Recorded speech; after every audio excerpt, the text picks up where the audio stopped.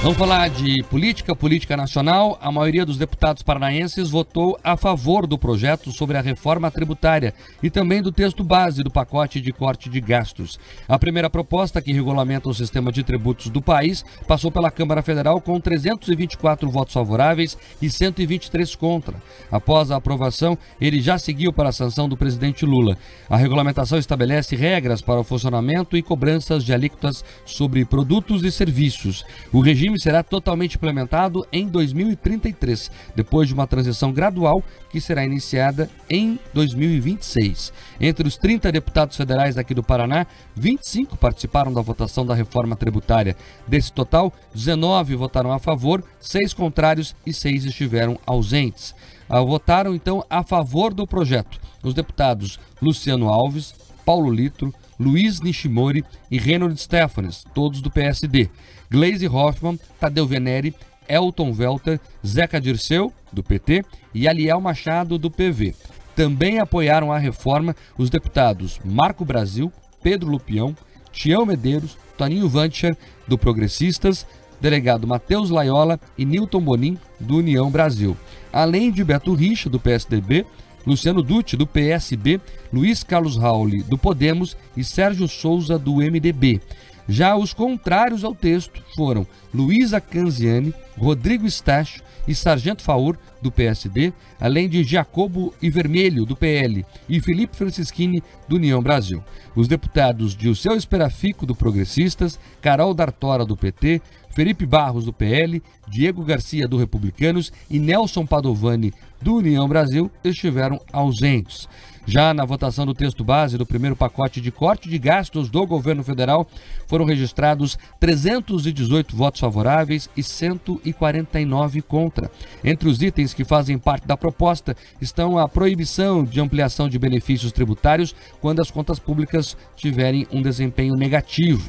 O projeto também prevê a ativação de um limite do aumento de gastos do governo com pessoal, caso a União registre um déficit primário, e ainda autoriza um congelamento de até 15% do montante destinado a emendas parlamentares não impositivas, as chamadas emendas PIX. Entre a bancada paranaense, 21 votaram a favor do primeiro pacote do corte de gastos, 3 contra e 6 estiveram ausentes.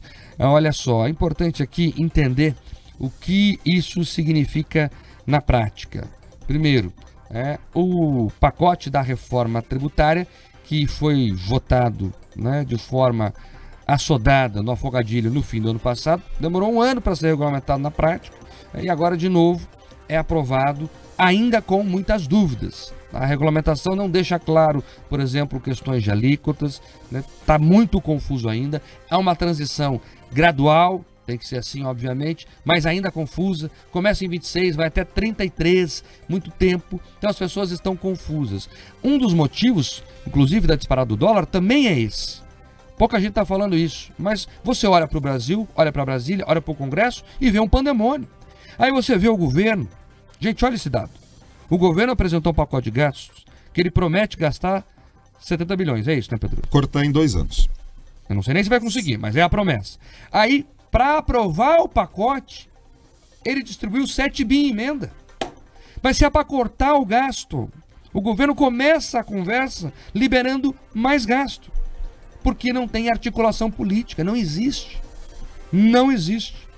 A impressão que o investidor tem é que o Brasil está à deriva. E é isso que está acontecendo. Por isso que o dólar está batendo recorde histórico. Nós vamos falar sobre o dólar especificamente mais tarde aqui. Mas para começar a entender o caos que estamos. E aí eu vejo os cérebros do governo, se é que dá para dizer que esse governo tem cérebros, dizendo que a culpa são dos memes. Não, porque são os especuladores malvados do mercado financeiro que fazem piadas nas redes sociais e é por isso que o dólar subiu. Pelo amor de Deus, vocês estão achando que os brasileiros são idiotas? É sério que vocês têm essa resposta? Agora ele vai mudar, Pedroso, a comunicação social do governo. Ele está dizendo que esse é o problema, vai dar um fim lá no Pimenta, sei lá, você vai encostar em outro lugar, e vai trazer um marqueteiro para o cargo, o tal do Sidônio, que foi o marqueteiro do Lula na campanha dele. Já falou que vai aceitar, está naquela coisa de nota de blog, enfim, mas vai aceitar. O Sidônio Palmeira vai assumir a comunicação do governo. Eu entendo bastante de comunicação. Tem muito tempo que eu faço isso. 2 décadas que eu falo sobre comunicação todos os dias. Não vai resolver. Sabe por quê? O governo tem que comunicar. O governo apresentou um pacote de código de gastos pífio. O presidente parece que está numa situação que a gente não sabe qual é. O Lula está em repouso.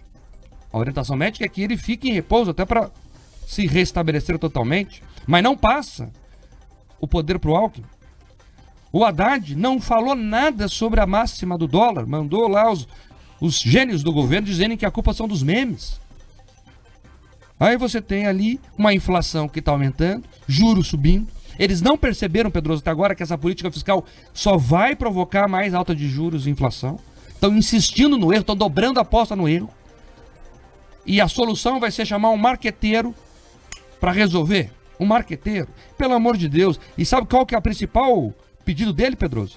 Eu quero ter autonomia, eu não quero a Janja mandando. O marqueteiro do Lula deu esse recado. Se eu assumir, eu não quero a Janja dando palpite. Ou seja, o Brasil hoje é controlado pela Janja e nós estamos nessa situação aí. O resumo é esse, Pedroso. Por isso que o bonde está sem freio. O bonde está desgovernado. A própria rainha dos memes, a jornalista Daniela Lima, falou lá, né, dos cortes ali, que tem ministro mandando memezinho, figurinha, tem que estar tudo sob controle. A gente só não sabe controle de quem. Veja, se o jornalismo oficial do governo está nesse nível, a gente já começa a se preocupar. E o que a votação de ontem, que esses deputados entregaram, tem de bom e o que tem de ruim? O que tem de bom? Caiu o DPVAT. Eles conseguiram derrubar o DPVAT, que era um escárnio com todos nós brasileiros. Parabéns à Câmara Federal que derrubou esse absurdo. Parabéns à Câmara Federal que derrubou o outro absurdo, que eles estavam querendo ressuscitar a substituição tributária. Queriam ressuscitar. Não é compatível com o sistema do IVA, substituição tributária. Quem é comerciante, quem é lojista sabe do que eu estou falando, sabe desse impacto. Eles conseguiram derrubar. Felizmente. Agora, para reforçar o argumento do Mark, vamos lá. Pega o seguinte, você tinha uma votação para regulamentar a reforma tributária e a turma tentou ressuscitar a substituição tributária, tentou ressuscitar o DPVAT. Que segurança jurídica tem alguém no Brasil para poder investir o seu dinheiro? Não tem. E não é o investidor malvadão, porque o sujeito coloca na planilha, ele tenta entender como que eu vou colocar meu dinheiro, quais são os impostos que vão recair sobre mim. Ele faz conta. Daí ele já percebendo que o governo gasta feito um louco, ele fala assim, eles vão precisar tirar dinheiro de algum lugar. E é do meu coro. Porque é o seguinte, o governo não produz nada, ele tira da sociedade. Está gastando mais, daqui a pouco ele vai repassar a conta do cartão corporativo para todos nós. É disso que se trata. Então, a gente precisa ficar atento. E essa votação trouxe os pontos positivos, mas tiveram pontos negativos. A turma lá da Câmara Federal tirou as emendas parlamentares das possibilidades de contingenciamento. Ou seja, o Brasil pode estar pegando fogo, as emendas vão ser pagas. Outra coisa que eles tiraram do debate. Tá, existe uma transferência de recurso do governo federal para o Distrito Federal. Tudo bem. Hoje, o repasse aumenta conforme a arrecadação do governo federal aumenta. A turma, corretamente, queria que esse valor fosse corrigido não pela arrecadação, Mark, mas pela inflação, porque isso reduziria as despesas. Não toparam. Então, assim, você tem uma série de problemas estruturais que não foram resolvidos. E a turma percebe, pois é, tentaram ali enxugar gelo. Reduziram algumas coisas, mas a insegurança global permanece. E daí é esse incêndio, essa confusão inteira do dólar que a gente está acompanhando. Como o Mark disse, a gente vai aprofundar, mas é assim, sem previsibilidade, sem segurança jurídica e principalmente sem controle de gastos, a gente está perdido. Só para título de exemplo, nós estamos chegando perto, Mark, quando você soma tudo, de um déficit anual de 8% do PIB. 8% por ano, fora o que a gente já tem acumulado, 8% por ano.